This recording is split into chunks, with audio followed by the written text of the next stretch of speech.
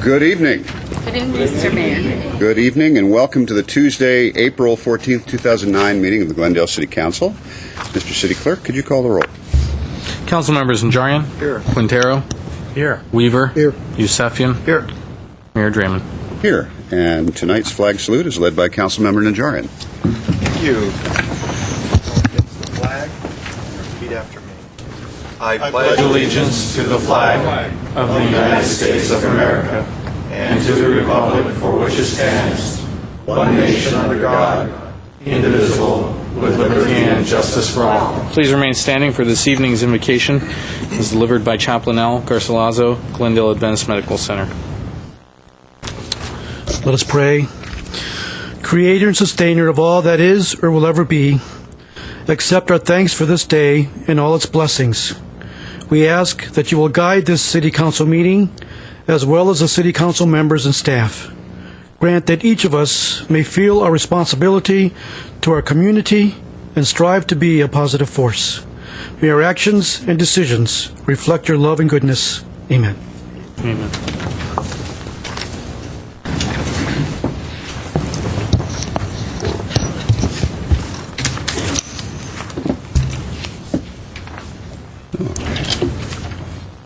Mr. Kasakian, could we hear your report, please?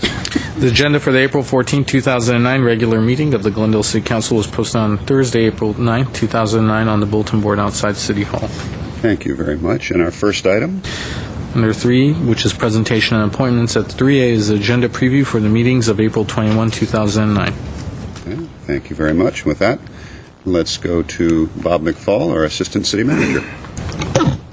Thank you, Mr. Mayor, members of council. Next week, there will be one meeting that only happens once every 2 years, and it's following election. That's the organization meeting that will occur on April 20th at 8 p.m. in the evening. On April 20th, on this particular organization meeting, the Versus City Clerk will provide a report on the election and canvass, essentially the outcome of the elections. The City Clerk will then administer the oath of office to the Glendale Community College Board of Trustees, and he will also recognize the newly elected members of the Glendale Unified School District. Then there will be comments on the outgoing council member and the seating of the new city council. Following that will be the selection of the mayor. So that would be on the organization meeting on April 20th. The following will be the normal city council meeting on April 21st. There is no particular housing authority action items, although there will be the selection of the new chair of the housing authority and the vice chair. The redevelopment agency, similar, the selection of the chair and vice chair. The City Council meeting that evening will only have a couple of items on it. First would be the Director of Human Resources will be submitting an amendment to the City GMA Memorandum of Understanding. Next, the Director of Public Works will be submitting a report on the Brand Library and Arts Center renovation, the space utilization plan, and awarding a professional services agreement. And then lastly, the Director of Public Works and the Chief of Police submitting a report on bail increases for parking citations. Okay. Thank you very much, Mr. McFall. Our next item. 3B is a proclamation designating April 12th. So now I have a nomination for... We're coming to that. It's item C. Yeah. Proclamation designating April 12th through the 18th, 2009 as National Telecommunicators Week. Okay, thank you. And I would like to ask my colleague, Mr. Najarian, to make that presentation, if you would.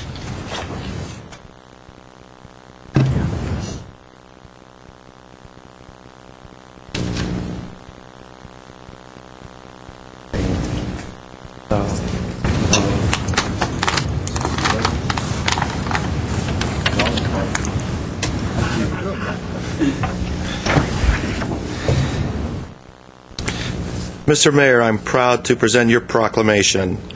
Whereas across the nation in times of intense personal crisis and community-wide disasters, the first access point for those seeking all classes of emergency services and Homeland Security information is 911. And whereas the Glendale Police and Verdugo Fire Communications Centers that receive these calls have emerged as the first and single point of contact for persons seeking immediate emergency assistance and are expected to multitask under emergent conditions with compassion accuracy, and professionalism throughout the year. And whereas this week, celebrated annually, honors the thousands of men and women who respond to emergency calls, dispatch emergency professionals and equipment, and render life-saving assistance to the citizens of the United States. Now, therefore, John Draymond, Mayor of the City of Glendale, proclaims April 12th to the 18th, 2009, as National Public Safety Telecommunicators Week. Who would like this lovely frameable proclamation? Please.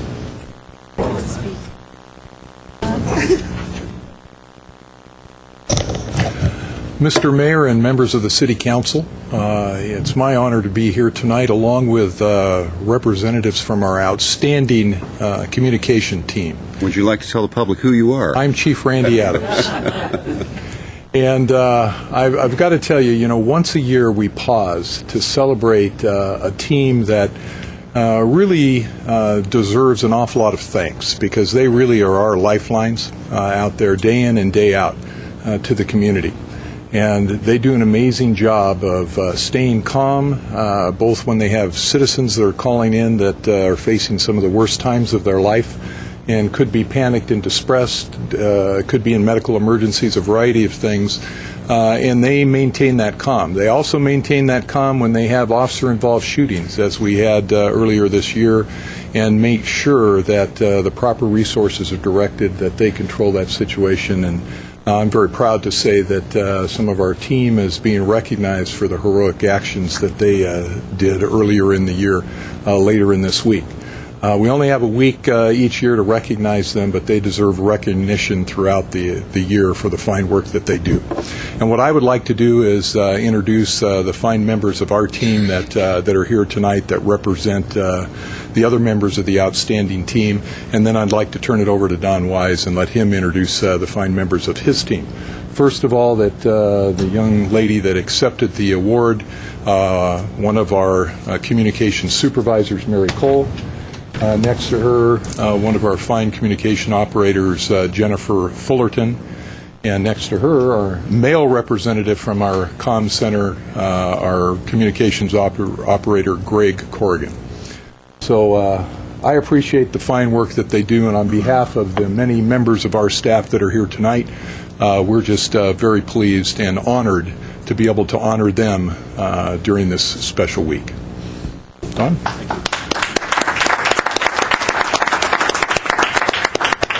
Good evening. I just want to echo Chief Adams' comments. The folks that are here this evening that I have with me, I'm sorry, introduce myself, Don Wise, Verdugo Fire Communications Interim Administrator.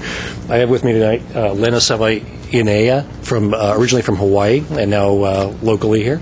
And then we have Christina Kazazian, a Glendale resident, and I'm pretty happy and proud to have them both here this evening.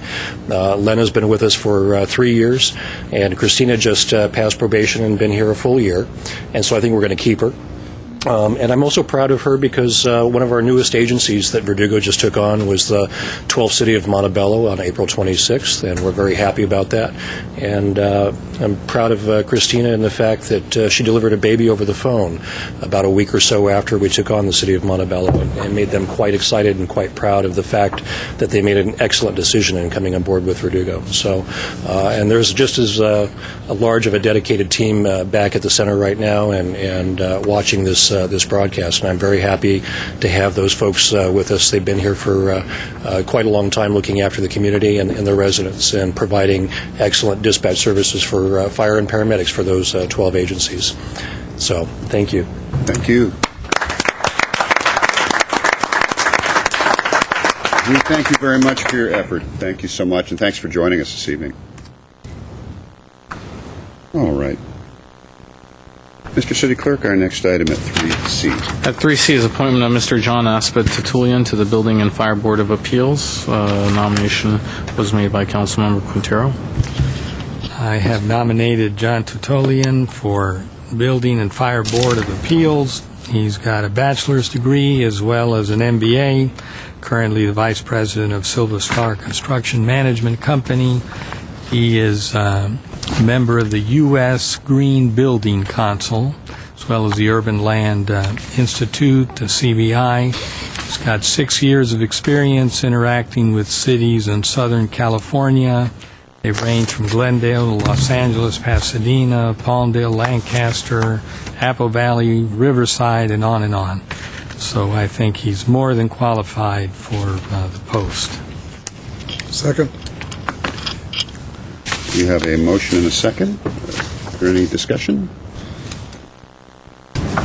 There is not. All right. Mr. Kasakian, if you would, please. Councilmembers Najarian, Yes. Quintero, Yes. Weaver, Aye. Yusefian, Mayor Draymond. Yes. Very good. Our next item, please. City Council and staff comments. Okay. Let me go to my colleagues. Let me start on my left. Mr. Weaver, Mr. Quintero, Mr. Najarian. I do have a few. First, let me start with my continuing plug for the annual commemorative events for the month of remembrance.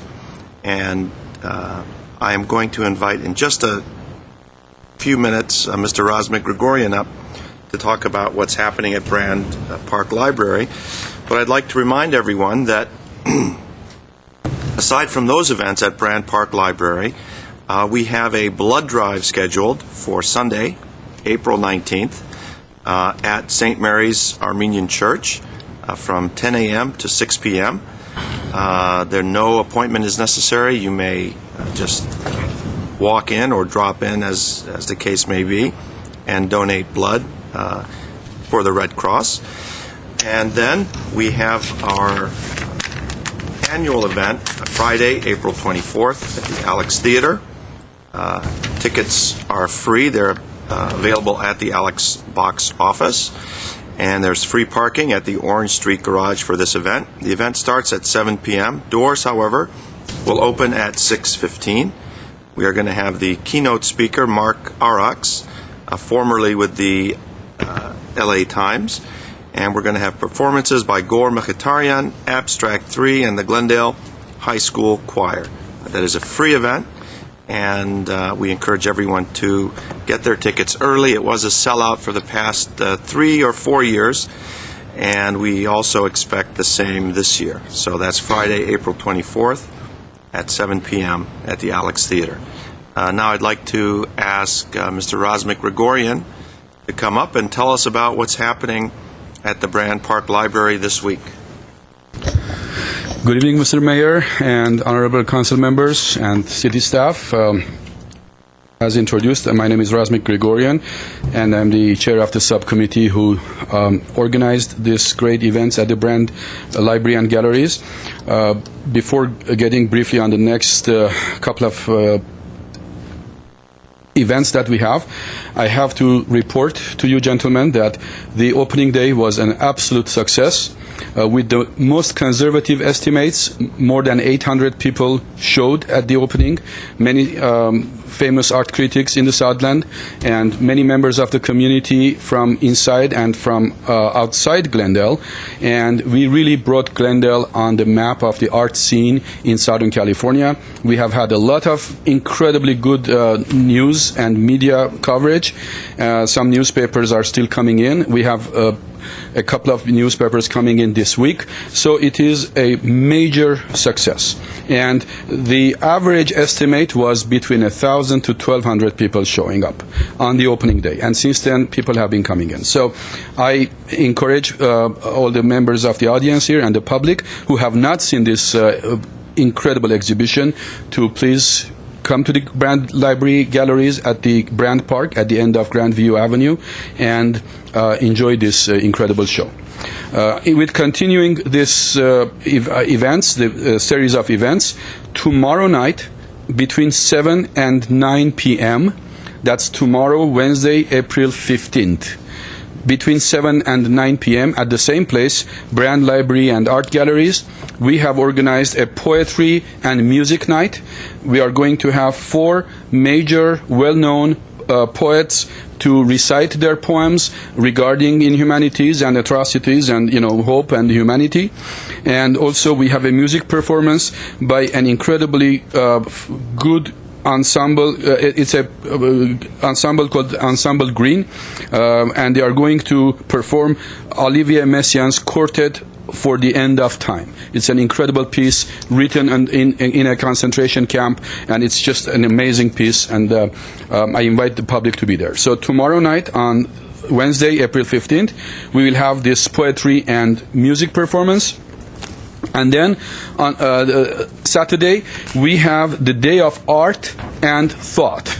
Again, it is going to be held at the Brand Library and Art Galleries. The event will start from 11 a.m. and it is an all-afternoon event until about 5 p.m. Saturday, April 18th. And we have several different events organized for that. There are going to be a couple of interactive gallery walkthrough with the guest curator, Dr. Ramela Abamontian, who is going to take the public around and show the art and explain some concepts and concentrate on some of the more major works. And then we will have a question and answer session with the artists.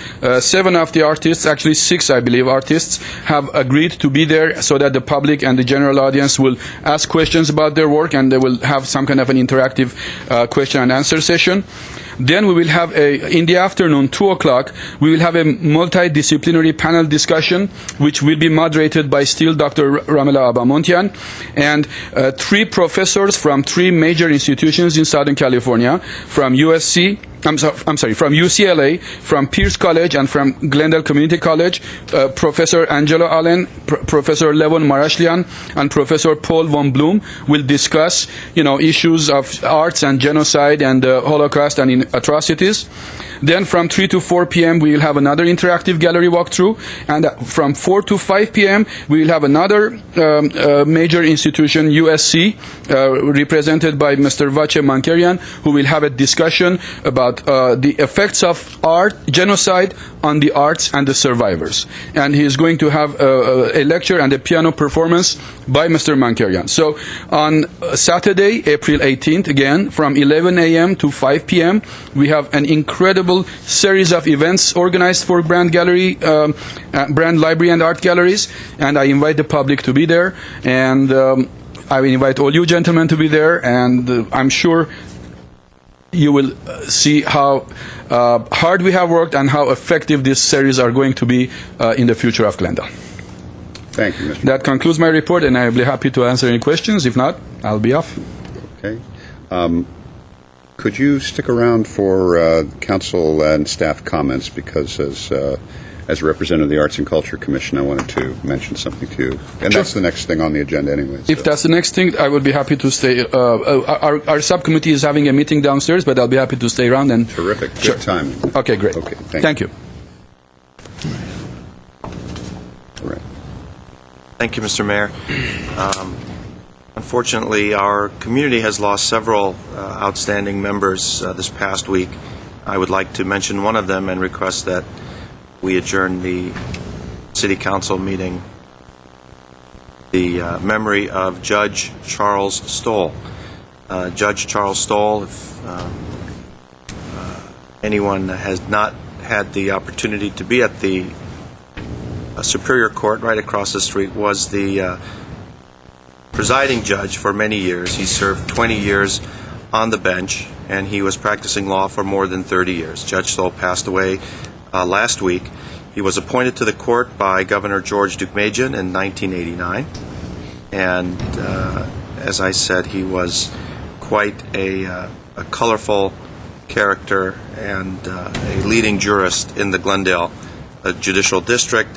He was a native of Philadelphia, who grew up in Syracuse, New York.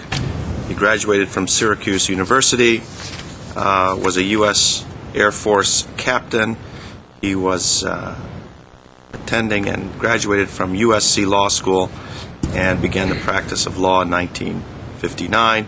He was a senior partner in the Glendale law firm of Ersfeld, and Younger, who we honored several months ago for their 100th anniversary as being a functioning law firm. So Judge Charles Stoll passed away last week. Okay, thank you, Mr. Najarian, and we will make sure that we adjourn the meeting in his memory. Yes. Let me go now to Councilmember Yusefian. Thank you, Mr. Mayor.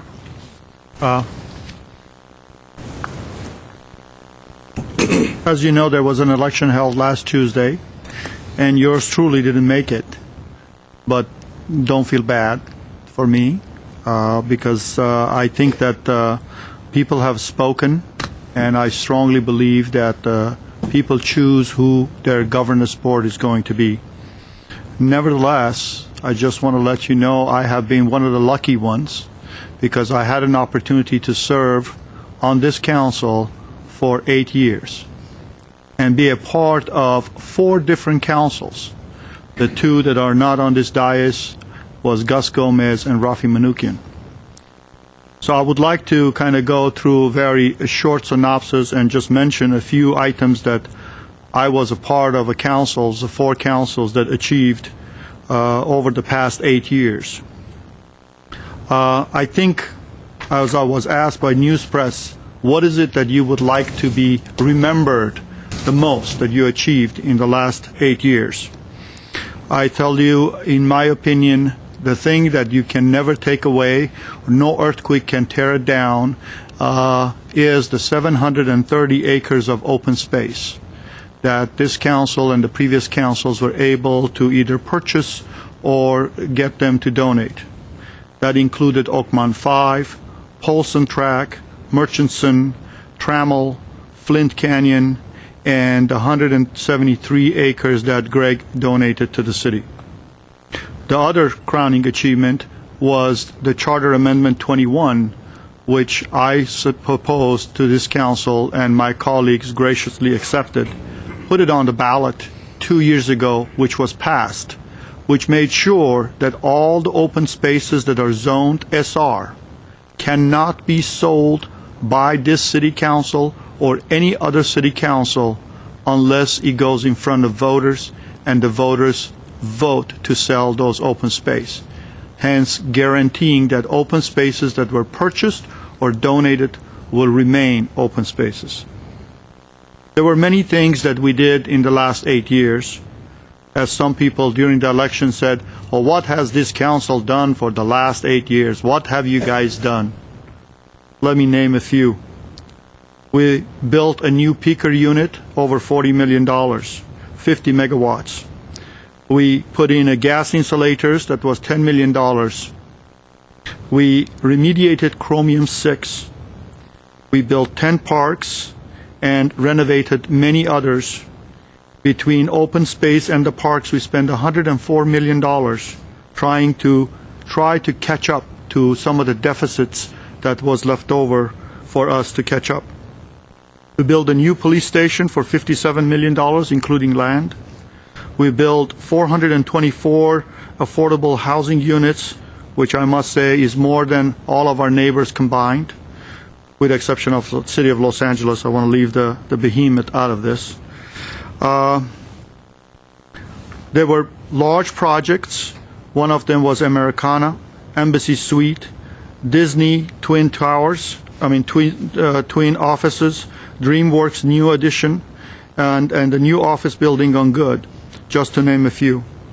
We also took a very extraordinary step by coming together and creating a new system in communications, and we call it ISIS, which there is a system that works right now between interagencies that currently no other city is able to use.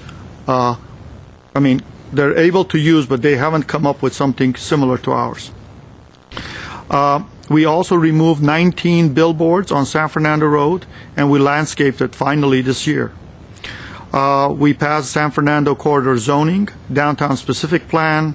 We got an award-winning mobility plan done, award-winning historic district guidelines, and we also passed the legislation for it, and 3 historic districts were approved.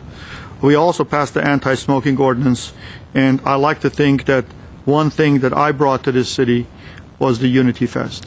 These were just a few items that this council and the 3 other councils previous to this have achieved over the last 8 years. The reason I say this is because I want people to know it wasn't just me. It takes 3 votes to get anything done in this city. And in many cases, most of these items that I just read, they were mostly unanimous. So I'd like to take this opportunity to congratulate all the winners. I'd like to also congratulate my colleagues for having the will to continue on this dais for another 4 years. And I will step down on Monday after approving the canvas. I strongly believe in what Ginger left behind, which is you get paid by the 20th, you work until the 20th, and you work until the last day before you step down because the taxpayers are paying. And so I'll be here on Monday, but you won't see a long speech from me. Nevertheless, I want to thank the voters and all of my supporters, and even the ones who were not supporters, because I represented all of the city. And I believe in your will, and may the will of the people rule. Thank you, Mr. Mayor. Thank you, Mr.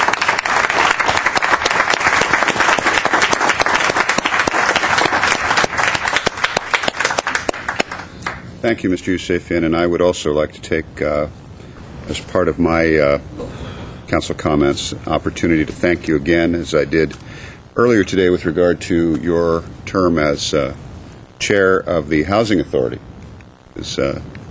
Well, you did an exceptional job as chair of the Housing Authority.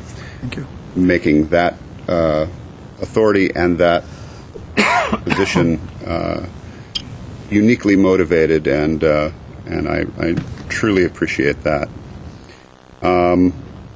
I'd also like to thank you for your dedication to this city. Before coming to this council, I had the opportunity to work with you from that side of the dais on any number of projects, to have sought your counsel on any number of projects, mostly for the North Glendale area, but not exclusively.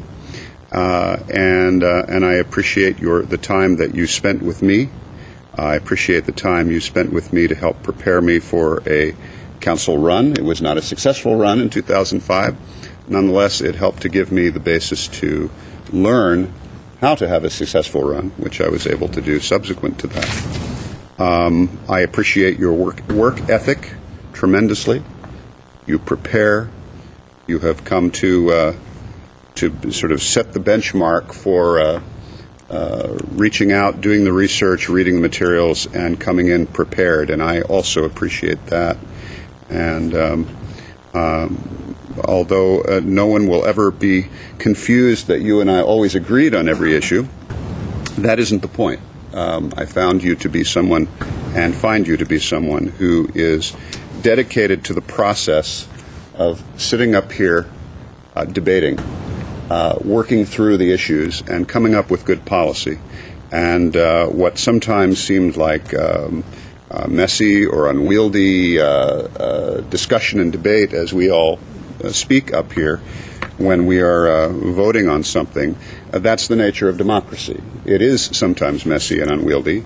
The important part is that we commit ourselves to sticking to the process and getting through to the other end with policy that's just that much better. And I think you played a large role in getting us there.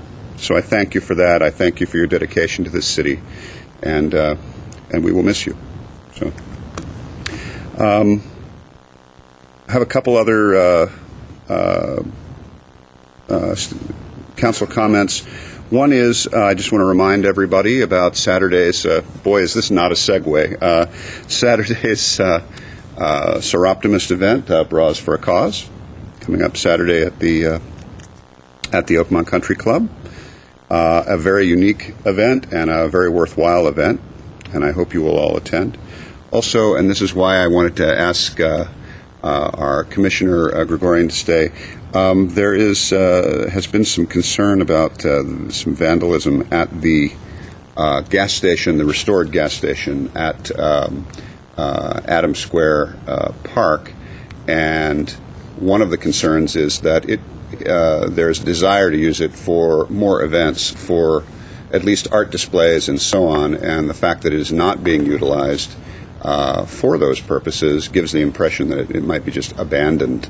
And so I would like to know if when you have time, perhaps after the big event is over later this month, if you could have a chance to meet with me so that I can put you in touch with some people in the neighborhood who would like to work on some kind of ongoing displays in that vintage restored gas station there. Mr. Mayor, I will be honored to meet with you and see what the concerns are. The only thing that comes to my mind immediately is how about the safety and the security of the place in case there are some major works of art or whatever is there. But we will discuss this, anytime you are after this Saturday. I will be at your disposal. You have my phone number. I will put you in touch with some of the people that have been emailing me about that, and we'll go from there. I'll be more than happy to work with you, and I'll take this up with the Commission, and we will see what we can do. Thank you so much. I appreciate My that. pleasure. Commissioner Gregorian. Thank you. And then lastly, I would like to take a moment to also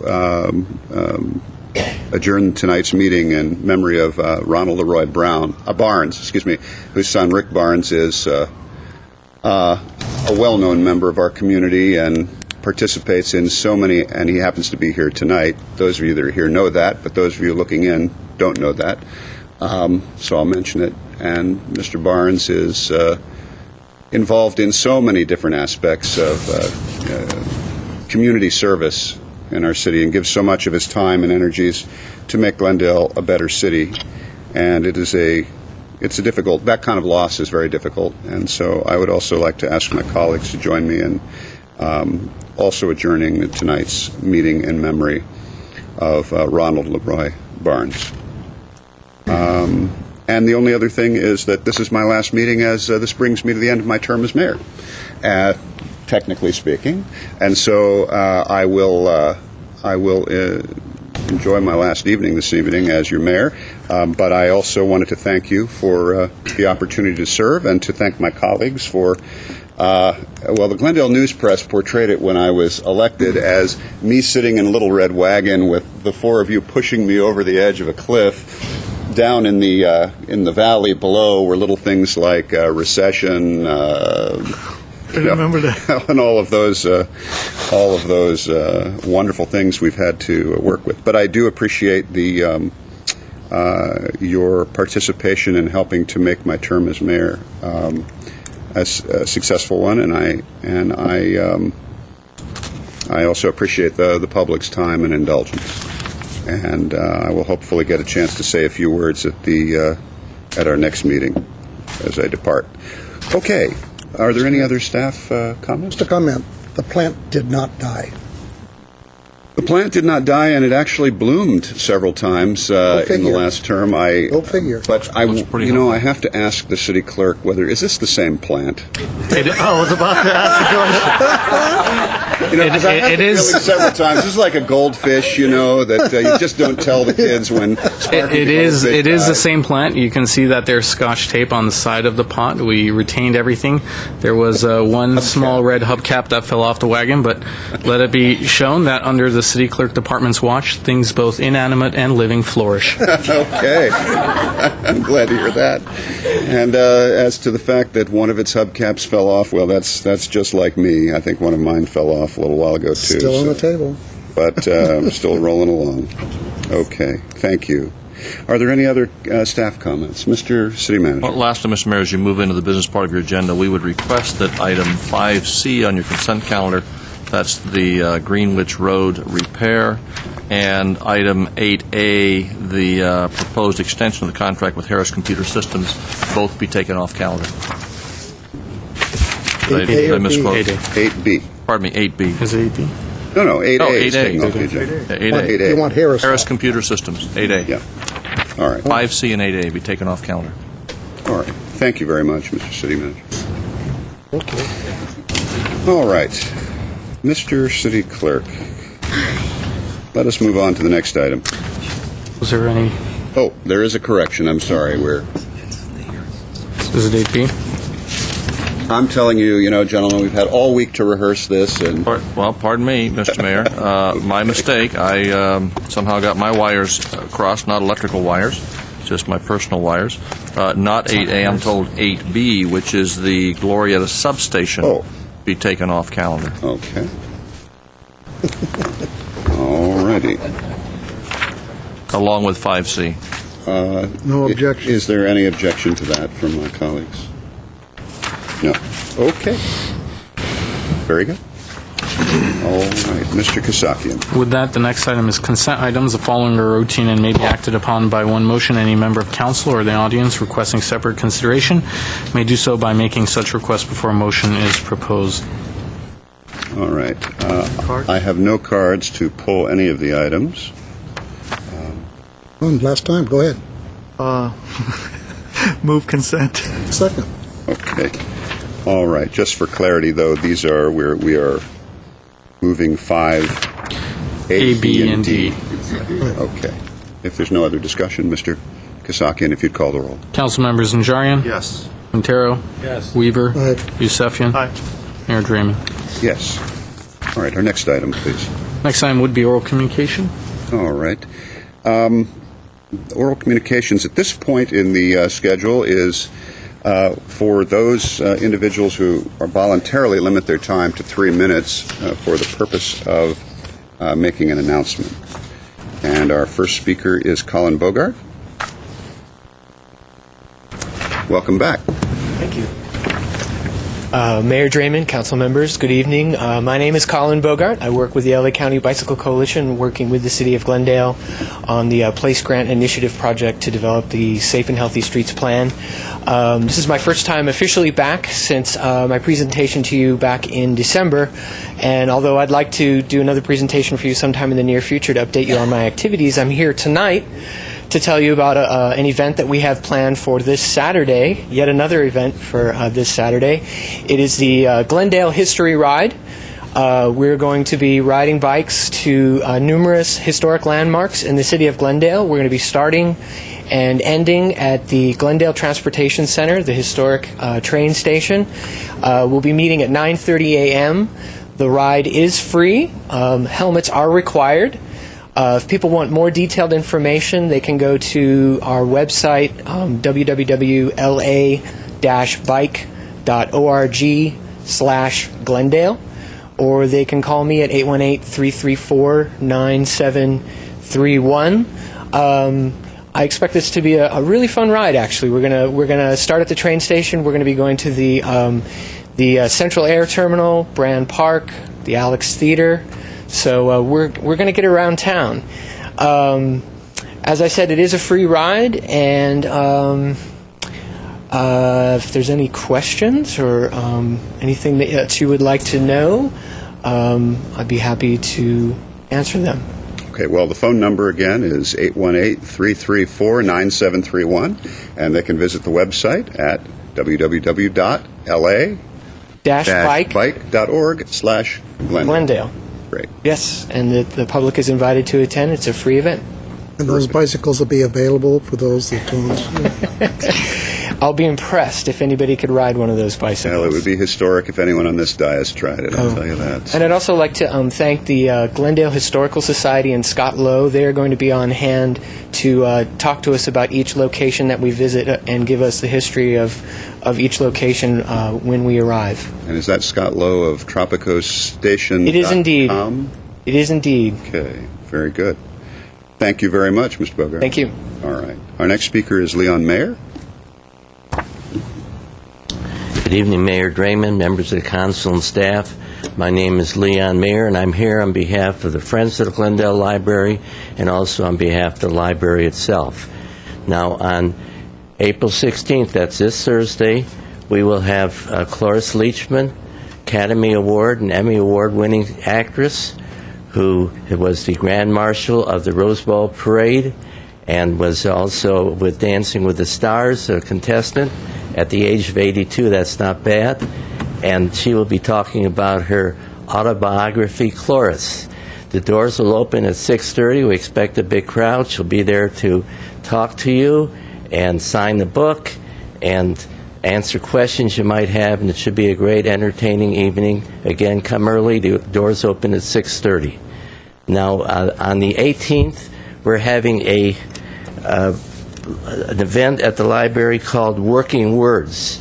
This is a teenage workshop put on by Six Leaves in Search of a Branch. Six Leaves in Search of a Branch is a group of writers, and a couple of those writers are Tina Demerchian from the Glendale school system and Bill, I forget his name, Bill Cushing from the Glendale College, and they'll be there, and any teen going to either the public or private schools of the Glendale area, whether it's middle school or high school, you're welcome to come. Go to the library and you'll find out how you can submit a poetry, work of poetry, and it'll be an interesting morning, 10 to 12 at the library auditorium. That's this Saturday on the 18th. Now we have another event on the 21st of May. I don't know if I have the time to briefly talk about it or not. Well, I think it's indicated there on your on the lectern how much time you have left. Oh. Less than a minute. Oh, I can do it in less than a minute. We're having a famous national journalist, former Los Angeles Times writer, Robert Scheer. And the title of his book is The Pornography of Power, How Defense Hawks Hijacked 9/11 and Weakened America. And that should be a great evening. And we do have questions and answers during our programs. He'll be selling his book and talking about his book, and the public is welcome to come and question what he says and ask questions about the subject matter, which is a terrific and knowledgeable matter. Okay? So we'll see you all on the 16th and the 18th and the 21st of May. If there's any questions, I'll be glad to answer them. Thank you very much. Thank you, Mr. Mayor. And I have materials. If anybody in the audience is interested, just raise your hand. All right. I think you have a couple of takers back there. All right. Our last speaker for this portion of oral communications is Barry Allen.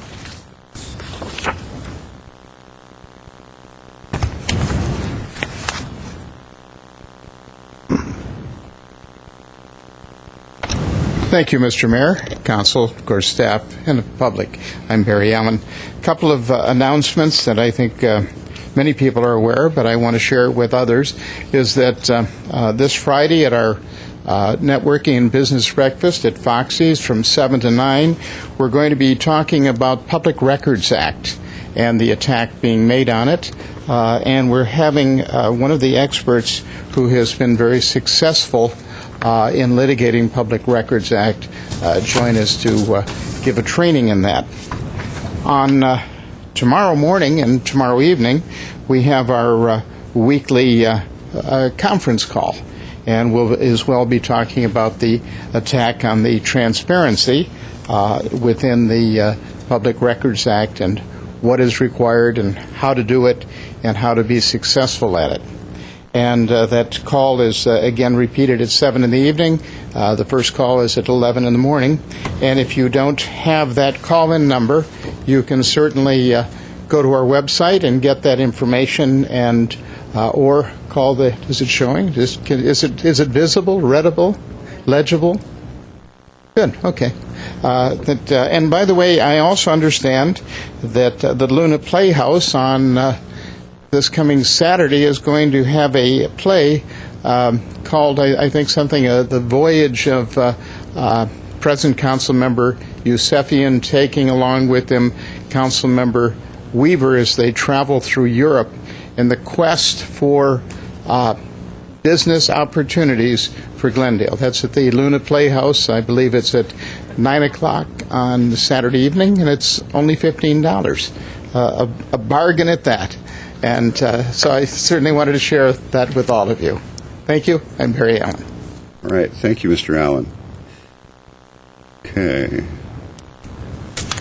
All right, that was my last card for oral communications, and we will come back to that at the end of the agendized items. Our next item, please. Next item is action items, and at 8A is General Manager of Glendale Water and Power regarding request for approval to purchase order number 7000001331 to cover 3 years of additional service from Harris Computer Systems. At 8A1 is a motion adding $853,410 to purchase order for the Harris Computer System plus 5% contingency at $284,470. All right, thank you very much, Mr. Kasakian. I have no speaker cards for that item. Let me turn to my colleagues and see if there are any questions. I have a motion and a second. There's no further discussion. Mr. Kasakian, if you could call the roll, please. Council members Najarian? Yes. Quintero? Yes. Weaver? Aye. Yusefian? Aye. Mayor Draymond? Yes. Thank you for Thank coming. you. Could I indulge you, Mayor and Council, for about 15 seconds? I want to recognize someone who I thought would be questioned tonight. I'd like to recognize Dan Waters, who's here tonight, who was interim general manager of GWP prior to my appointment last year. And Dan has worked with us since that time on bringing forth our strategic plan, which was presented to you a few weeks ago, and also the mass notification system, which you just voted on earlier this evening. And so I'd like to thank Dan for his help, and this will pretty much end his service with us, and it's been invaluable. So I would like to make that statement. Thank you.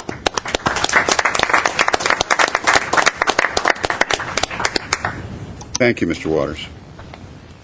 And thank you, Mr. Steiger. All right, our next item, please. Next item, we return to oral communications. All right. Didn't take long this time. All right, our first speaker is Anahid Panigian, followed by Tamara Movsesian.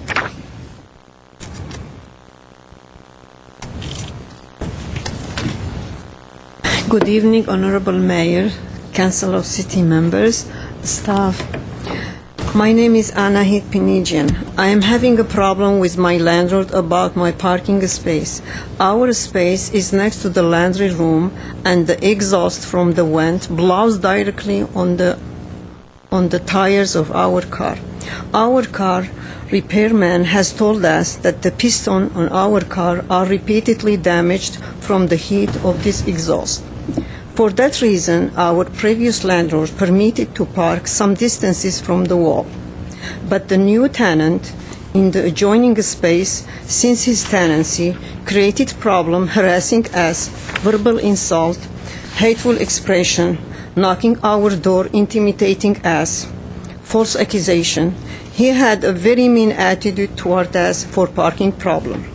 Our current landlord promised John Darby, the police officer we consulted, to install a pipe which would direct the exhaust from the laundry room away from our car. This was last year, and it still has not been done.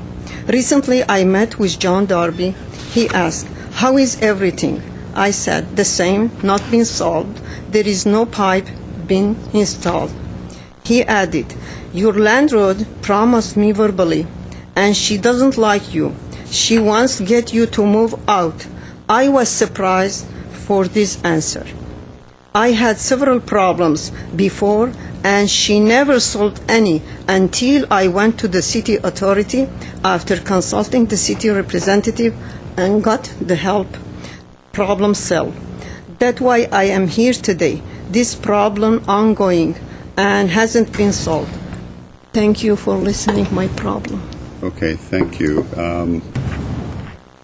Mr. City Attorney, did you hear anything there that we would be within the city's purview to at least facilitate some discussion? I didn't hear anything there that would, but we can follow up and see if there's any additional information that may come in within the purview of our ordinance, the just cause eviction, in terms of retaliatory activities by the landlord. So we will do that. I'll have someone on our staff follow up. Contact Ms. Panetta. Okay, thank you very much. Thank you. I met with also Chief Adam James. He told me John Darby will follow up again with this issue, but you have to go your speech before the city council members. Thank you again. Okay. Thank you so Ms. much. Finnegan. All right. Tamara Movsesian, followed by Glenn Ireland.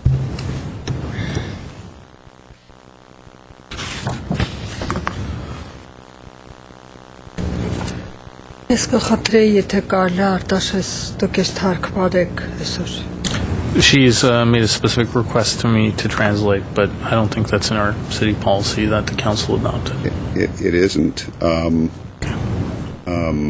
But what we can do, if you could explain to her, Mr. City Clerk, that we will get an I will explain the translation. policy.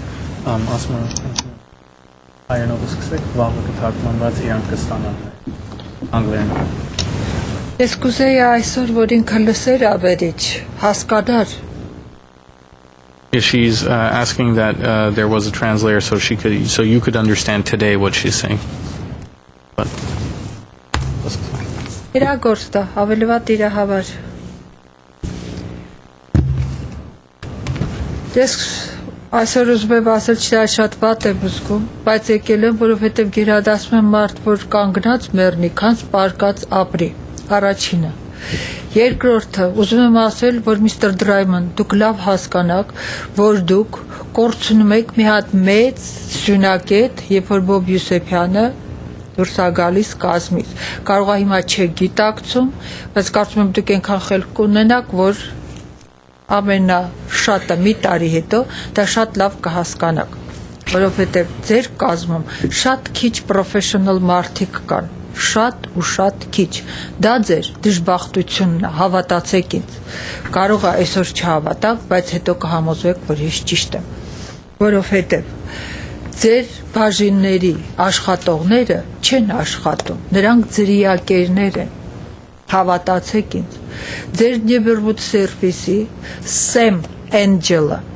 ինչ բարոյական իրավունք ունի ինձ ասել, որ ինձ չի հավատում և այնքան զայրացնի ինձ, որ ես այնքան վատանամ, որ 911 զանգահարեն և կան պարամեդիկներ մի մեքենայից բացի, գա երկրորդ մեքենան և ինձ չթողնի ուզի տանի հիվանդանոց, մի կերպ ես ստորագրել եմ, իմ ծանոթներս եկել են մեքենայով տարել են տուն, դա ասում են նրա անպատասխանատվության, անմարդկային լինելու մասին, դրանից հետո նա նորից կրկնում է իրեն խոսքերը, որ ինձ չի հավատում, նա չի կարծում, որ ես իրավունք ունեմ իրեն դատի տալու, Ամերիկայի օրենքներին համաձայն, վերջապես, ես էլի ցույց եմ տվել, սա ապրիլի 7-ի 2008 թվի նամակն է, որ 72 ժամում պետք է սարքվեր հիթերը, չի սարքվել մինչև այսօր, դա բավական չի, քեյսը փակվել է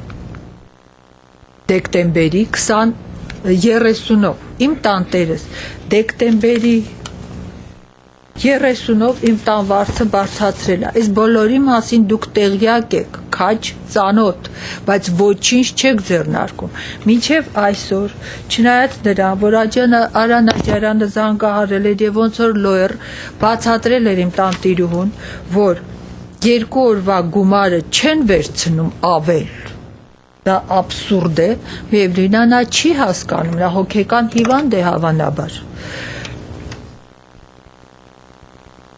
Նեբերվուդ սերվիսը ինչ իրավունք ունի տան տիրոջ տպած թղթի վրա դնի իրա կնիքը, մեկ անգամ չէ բազմաթիվ անգամներ, ինչ իրավունք ունի, բոլոր տանտերերը բերում են թղթեր, որ Նեբերվուդ սերվիսը իրա կնիքը դնի, նոր ամրացնեն դրանը, կամ էլ թե չէ ով ա տեսել նույն ամսաթվով, մարտի 12-ով 2 թուղթ կպցնեն դրանը, մեկը են, որ գալու են ստուգեն, ինչ հա պետք շտկել, մյուսը, որ ամսի 16-ին գալու են սարքեն, չնայած դրան, իմ տանտիրուհին ա կանչել, գազ կոմպանիից մարդ, մեկ անգամ,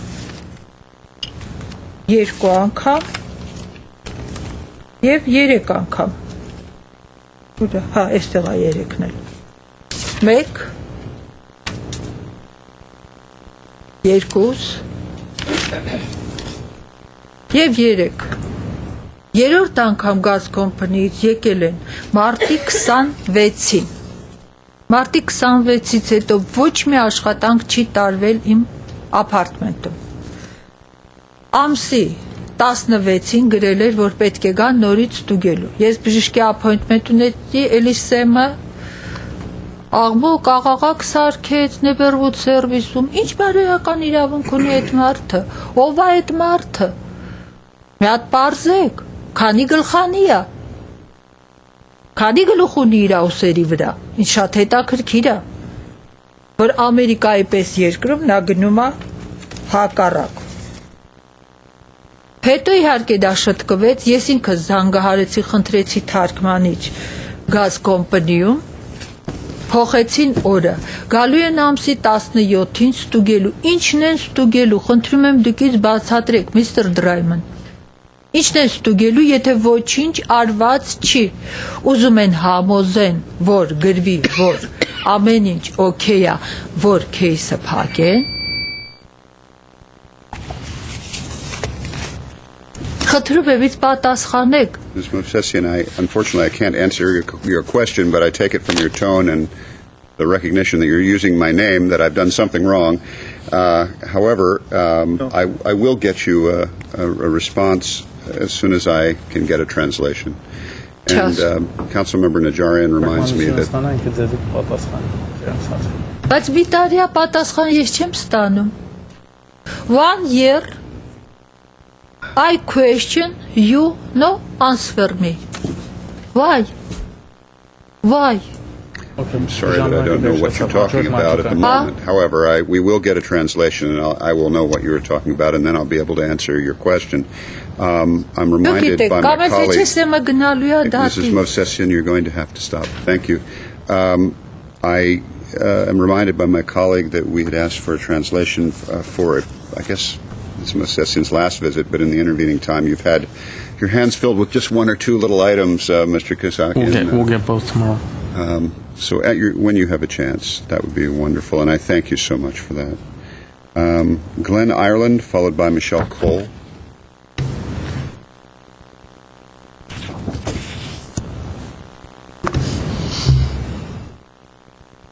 Mr. Mayor, members of the City Council, my name's Glenn Ireland. I've been a resident of Glendale since 1953. I bought my first house in Glendale in 1968, and I worked on an average of 60 hours a week for 25 years to pay for this house. There wasn't any bailout then. If I couldn't make my payments, it was gone. So I don't qualify for what today's homeowners do. But at that time, when I purchased the house, I was under the impression that a man's home was his castle. This is something that pilgrims came over here to get away from the oppression of the people in Europe, to build a land of freedom. And over the years, we've had millions of Americans who fought battles on our own ground in foreign countries to win freedoms that we all now enjoy. And they are being eroded constantly now, both on a local level and on a federal level. On the local level, after I paid my house off, then the city of Glendale decided that they had a better use for it than I did, so they took it under eminent domain, and they put up an old folks' home. Now, I understand that there was a lot of money that the city got from HUD for that, and so my own purchase was insignificant. I'm troubled now because I live on Adams Hill and have for the last 15 years, that I just received a bulletin from the Adams Hill Homeowners Association where they were boasting in there of the cottages becoming a historical district. Now, this is well and good. I understand that they all were in favor of it. I find it hard to believe that several square blocks of people didn't have but a few, they aren't even mentioned, who didn't want to have their property devalued. Devalued by making it a historical district. This means that people who are unelected not responsible, who have no vested interest in my financial status. I paid for this house, it's mine. They're going to tell me that what color I can paint it, if I can replace the front door.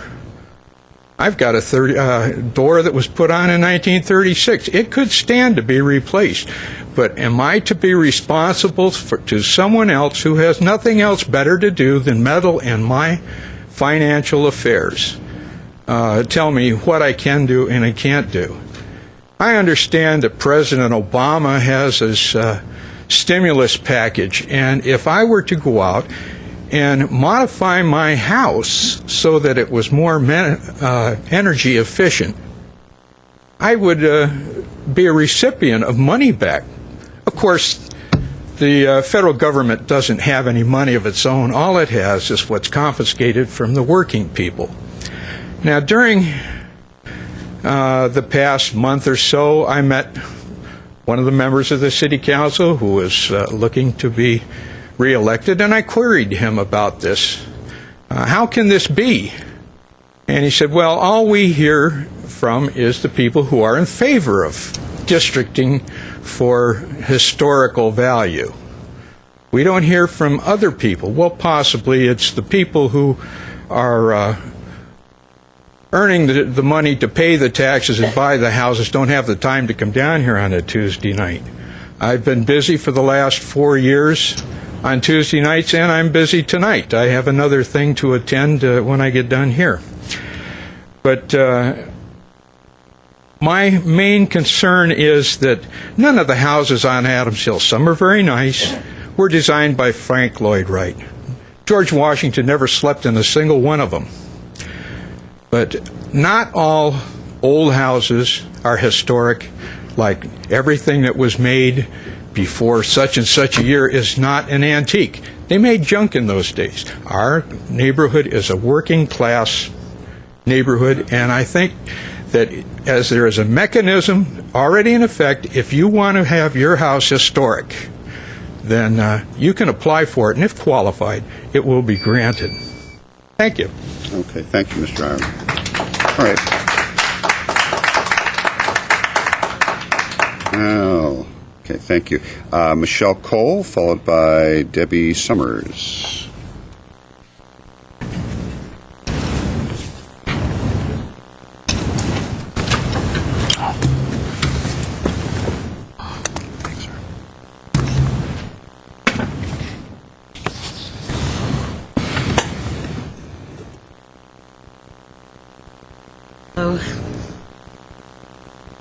I'm here to speak for a very short time. I am supporting my friend Debbie in regard to the smoke-free ordinance. Can you state your name for the record? My name is Michelle Cole. I'm sorry. That's right. I believe that as things are not just in Glendale, but I'm affected by it in Glendale, as especially Debbie is a prelude to prohibition and an infringement on individual liberties. I don't feel that smokers should harm people who do not smoke. But on the other hand, I see. I wish it was prohibited altogether. Now we have situations where you can't smoke in your apartment, and you can't smoke outside the apartment, and that doesn't leave much room for any place to smoke. So if it were clearer and came out as a prohibitive act, it would be more tangible to stand here and speak to you about the issues that I feel are involved. I feel there's a kind of tyranny behind these ordinances, and I know that tyranny often rides on the backs of righteous proclamations and events. Thank you. Okay, thank you very much, Ms. Cole. Debbie Summers, followed by Maria Rutter.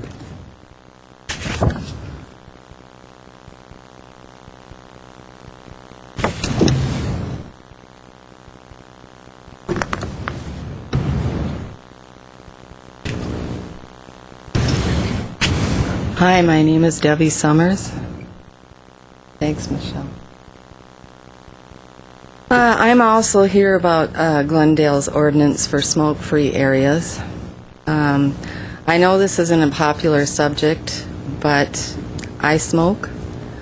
I respect people who don't smoke, and I feel that I should have some respect and some rights as far as that goes. This is supposed to be America, and where are my rights to pursuit of happiness? I have MS. I've had MS since '91 that I've known of. I live in subsidized housing on Maple Street, and I just basically found out about the smoke-free crap, whatever you want to call it, from the Okay, well, from the manager at my building. Thank you building. for the technical language, but let's watch Colorful. what we're saying. That was nice. Anyways, I feel that I should be able to be comfortable in my home. I used to have a table outside my door. I would sit outside my door because I try not to smoke in my house. This is my home. Why aren't I entitled to some of the outside airspace to smoke? Who is supposed to say, this is my airspace, this is your airspace? I believe there should be at least one designated outside area in an apartment complex for people to smoke. I started a petition here, and I know with some people that own businesses too, from what I understand, I'm not clear on this, people aren't supposed to smoke in parking lots. I need to find out more about that. Or they get a fine, I believe. There are a lot of people who smoke in this town, and I've been finding that out as I go about this petition to make some changes, just some fair changes. That's all I want. I don't believe that landlords should be able to change the rules at any given time where tenants have to live from one day to the next wondering if they can smoke in their apartment or not. I don't like to be obsessed about it, but I do feel that's my right to do that if I want to do that. Why don't you outlaw alcohol? I'm an active member of AA. I help put on one meeting here a week. I've been active in it and sober for many years. I don't get behind the wheel of a car and kill someone else because I'm smoking a cigarette. I'm also not a chain smoker because I do try to watch it for my health. Let's see. Okay.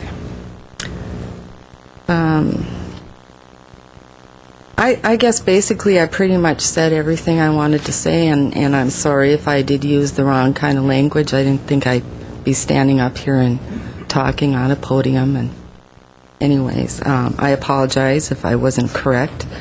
So respectfully yours, Debbie Summers. I wish we could have some moderation or some fair changes for people as far as the smoking goes. Thanks. Okay, thank you, Ms. Summers. Very good. All right, Maria Rutter, followed by Bob Getz.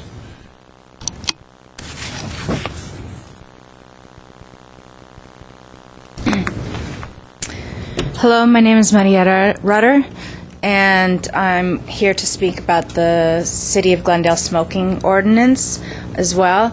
I have always been respectful of non-smokers. I actually hated smoking most of my life. I do not smoke very often. I smoke about anywhere between 0 and 5 cigarettes a day. However, I began smoking a couple of years ago because I have very limited access to activities because of a disability I have and illnesses that I have. And smoking is one of the few enjoyments that I have. I know people have who, as I used to once have, a very active life, have many other distractions and ways to enjoy themselves and cope with life, and that's everybody's choice. And I feel that this ordinance, and I make this joke often, that there's some kind of popular opinion that's, going across the country about the smoking, and, since our government perhaps doesn't do enough about pollution or global warming or whatever you may want to call it, my smoking is my secondhand smoke is responsible for illnesses. And I don't mean to be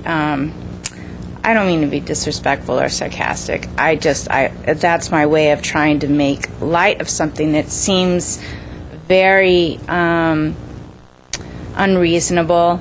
When I was not a smoker, I had people who smoked below me who did not go outside. It came up through the vents and into the apartment. Where I live, we can't even have screen doors, so there's no ventilation. I prefer to smoke outside. And I think that we need to have some sort of, amendment, perhaps, so that people can smoke in maybe just in their apartment buildings outside.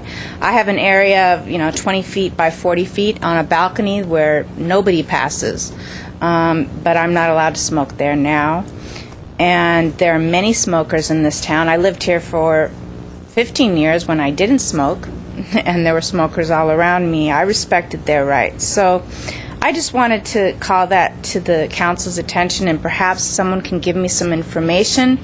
Like perhaps we could have been mailed a copy of the law, and perhaps someone can give me some information about what steps to take as far as making any kind of amendment, a small one, as Ms. Summers said, for those of us that would just like to be able to enjoy a cigarette once in a while without,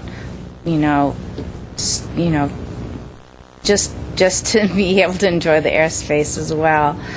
So if there's someone that can give me that information, like, the right procedures to go through and to take, I'd very much appreciate it. If you remain for another two speakers, I think you're going to get some clarifications both from our city attorney, and I think some of my colleagues are about to have convulsions because they want to fill you in, but they know they have to wait till the end of oral communication because there's some miscommunications here, obviously, because some of the things you're talking about are not prohibited, and others there are ways to deal with some of them. So anyway, if you can just remain for a few minutes after, you'll get some information. Okay. Thank you very much. You're Thanks very for your welcome. attention. Okay. Bob Getz, followed by Margaret Hammond. Good evening, Mayor Draymond, members of council, staff. I'm Bob Getz, and I'm a resident of Northwest Glendale.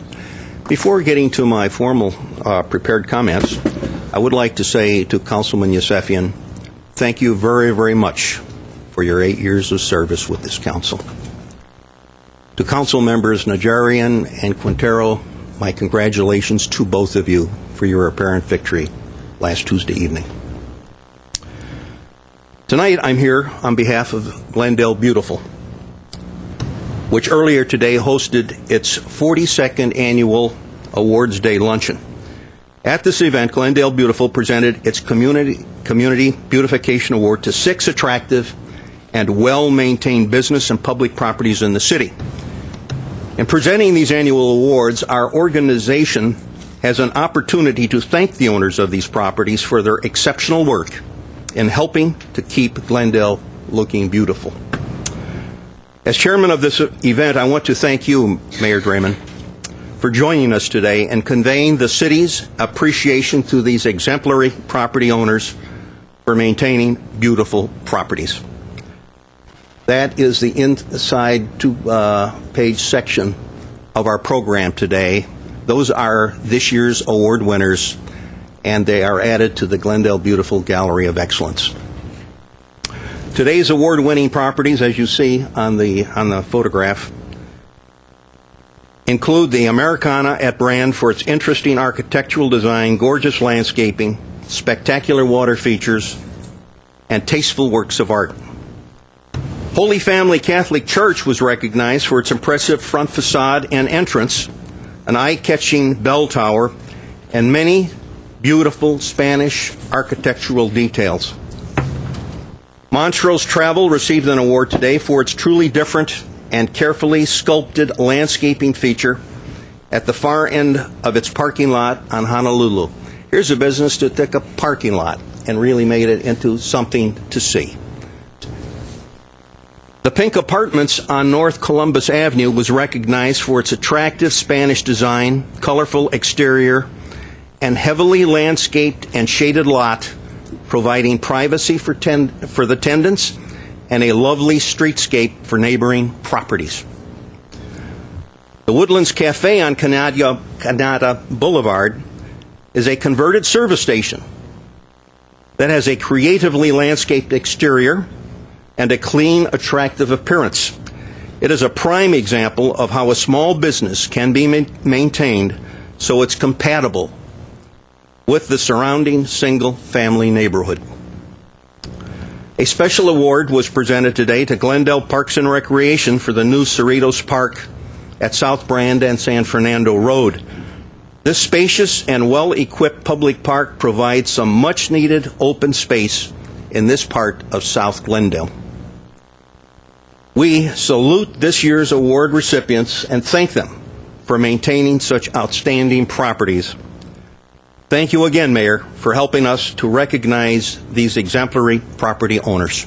Thank you, Mr. Getz. And, it was very enjoyable to spend some time with the group today, this afternoon, and I hope I will get an invitation to do so again when I'm not mayor. So, thank you. Thank you. All right, our last speaker is Margaret Hammond. Good evening, Mr. Mayor, members of the council, staff, and audience. My name is Margaret Hammond. First off, many thanks to Bob Getz. He's done this job. It's not easy. He goes around and looks at the properties. I mean, it's a serious investigation, shall we say, or overlook of all the cities, of all the people that are being, the businesses that are being proposed for this award. And I particularly was very excited about Cerritos. There was George Chapman was there, and the man that was in charge of it. And I did speak out, and I said, it's a beautiful park, and I say it over and over. They're to be commended. It's been wonderful. The people in the area are very proud of it, and it's well used. And it's the gateway to our city. And I don't know how many of you have taken the time to drive up and you see it there on that corner. Before it was a crummy old used parking lot or whatever. It was terrible. And we waited many years, as you know. And that is really a wonderful park and a real credit to our city, I believe. Outstanding. Thank you on that. The other thing is about smoking, and you're all going to say your thing, and I was part of all that, and I usually carry the ordinance around with me and hand it out when I go into a restaurant or I go anywhere where they're breaking the law. I just hand out that paper and say, this is it. I even have little cards that say, smoking is not allowed. Haven't got to that yet, but as far as the paper, you can smoke inside your own apartment and inside your condo and inside your home, and I think you can smoke inside your car. I mean, I've read it over and over, that ordinance. And I am proud of that ordinance, and I'm going to stand up for it, and the people I know that were involved in asking for it to go be supported by the city, we feel proud of it because it does help a lot of people make life more habitable in their homes and in their areas of where they live, to have the smoking kept inside. I say over and over, my husband died, he was 68, and for some reason, I just happened to have to look at his death certificate, and it says right on there, contributory cause, smoking. And as I've said before, my mother was the same way, and 2 of my brothers I lost last year. So as far as I'm concerned, I don't think there's any question that smoking is not good, not only for your own health, but for other people's health. And that's all I'm going to say on that. I strongly support the ordinance, and I think the people that came and asked for it to be passed would support it too. Now, I do happen to be a member of the Historical Society. I have been. I was founding member, helped move the doctor's house, however many years ago, 78, 79, and I'm still on the board. And as far as I know, we had a meeting last night. There was no discussion of them having any historic district. Mr. Ireland happens to be my next door neighbor, and I have no knowledge of them declaring our area historic. Yes, down on Cottage Grove, that's several blocks from us, and every single person on that street, Udabom, they had every single person, and they're going to have a historic tour that they are promoting. So there was no argument on that. And I personally would have an honor if they declared my home. I'm only the second owner, and Don Diggs's grandparents built the house in 1925. I have the original plans, and I think it's a beautiful house and well worth it. And as I said, feel that our street and our area, we have some really beautiful homes, over $1 million. The Eaton home that was, Eaton from Forest Lawn, just up above us, there's beautiful homes in there, worth a lot of money. And if they were declared, I don't know how many would want it, but in the meantime, I haven't heard of my street being included in any historic district. They keep asking me, when are we going to do something, and when I get time off from my other problems, my other things that I run around doing, like serving luncheon to seniors and dressing the school kids and reading to the school kids, and maybe I'll get around to trying to get a historic district together. Thank you very much. All right, Margaret, thank you. Okay, that brings us to the end of oral communications. Let me turn first to our city attorney with regard to the smoking ordinance. People smoke inside their apartments? Mr. Mayor, members of council, the ordinance doesn't prohibit smoking inside an apartment unit. How about in their condo? Same applies. Can they smoke on their balconies? Here's what the code says. Generally, I think they can, because the code says smoking is prohibited in or within a 20-foot distance from a common area, multi-unit rental housing, or an entrance or exit, open window, or air intake vent to multi-unit rental housing. So to the extent that the balcony isn't within 20 feet of any of those particular openings, it would be permitted. Okay, That's my view. And also, what is the latitude for the owner of the property to create a smoking area at an apartment house? Mr. Mayor, there is a section of the code, Section 8.52.130, which permits the landlord to designate an area as a outdoor area as a smoking permitted area, and it has to meet certain criteria that are in the code. But they can designate as long as it's within a certain distance of a play area, certain common areas, as long as there's some common areas that are non-smoking. And within 20 feet of a non-smoking rental unit. Those are some of the criteria. So there's a process to go through that, and then it might be advisable if we have the information of the two speakers that Stephen Kosas from Neighborhood Services or one of his non-smoking ambassadors could contact them. Also, with regard to parking lots, was another question that was raised.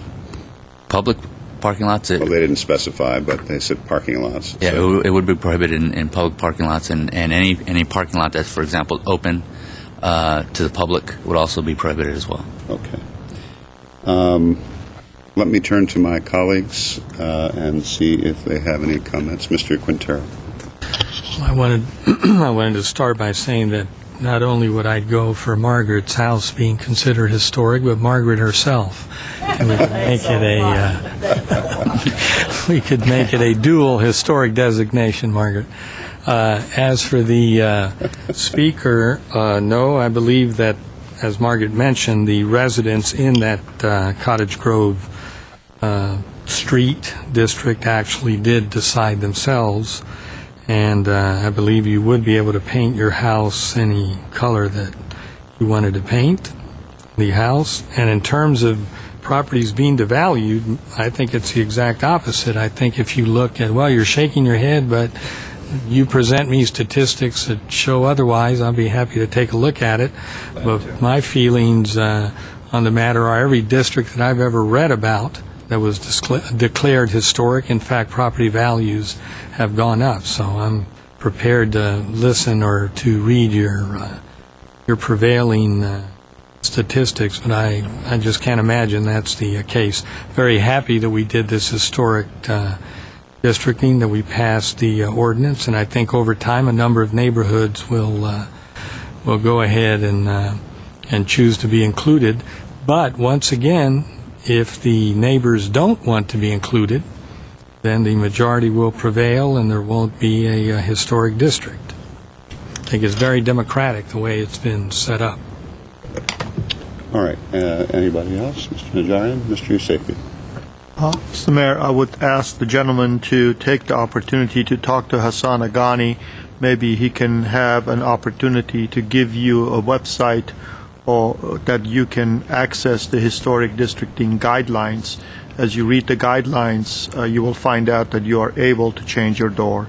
You're able to paint your house a different color. Some of the issues you brought up, sometimes there are perception based on the fact that some people don't know what all the guidelines say. Be prepared for a hefty document. It's about this thick, and it's very self-explanatory, and if you take time to read through it, you will find out that some of those issues that you were worried around, they're actually been addressed in the guidelines. But thank you for coming today anyway. Appreciate it. Is this guideline... After we're done, I'll be more than happy to answer your question. Anyone else? I would only add to what Mr. Yusefian was saying is usually when you hear people talking about a historic district means usually the things that the anecdotal stories from a cousin who knows someone who knew someone who's related to someone that lived in a historic district in Altoona told them that they weren't allowed to change their doorknob. That's usually the thing that comes up. You can't change your doorknob, you can't change your door, can't repaint your house, can't put on a new roof. These are nonsensical things. I'm not saying that you made them up, Mr. Ireland. I'm saying I'm sure you have heard that or even read somebody's anecdotal stories. But generally speaking, historic houses within historic districts become premium properties, not devalued properties. And I can't think of any historic districts within Southern California that I know of that have become devalued neighborhoods as a result of historic districting. In fact, what it tends to do is stabilize the values in an area, and generally they go up, not down. But again, if you find that and you can send it to Councilmember Quintero, I'm sure that he will forward a copy to me as well.